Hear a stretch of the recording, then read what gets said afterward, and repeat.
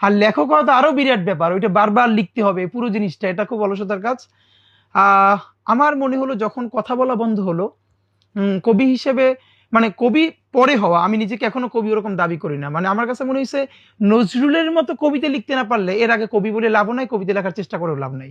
আমি আমার জীবনের একটা পর্যায়ে কবিতা লিখতে হয়েছে, কবিতার জন্য না, আমি কিছু বলতে চাইছিলাম, সে বলাগুলো আমি বলতে পারি নাই, তখন বলা বন্ধ হয়ে গেছিল, তখন আমি লিখতে শুরু করলাম। একটা আমার মনে আছে খুব, আমি এটা মনে হয় 2017-18 দিকে একটা কবিতা পোস্ট করেছিলাম, এবং এইটার কমেন্টে যারা বাংলাদেশের অনেক ভালো লেখক চিন্তক, ওনারা আমাকে অনেক ইনবক্স করলেন, কমেন্ট করলেন, এবং ওনারা অনেকে মনে, আমার এটা খুব ভালো লেগেছে, ওনারা অনেকে মনে করেছিলেন যে এইটা যে আল মাহমুদের কবিতা। এরপর শেষে এসে আমার নাম লিখেছি। তো এবং বেশ কিছু যারা ভালো চিন্তক লেখক, ওনারা বললেন যে তুমি এটা লেখো। তো আমি যা বলতে চেয়েছি বলাটা বন্ধ হওয়ার ফলে তারপরে লেখায় শিফট করেছি, যে তাহলে লিখি।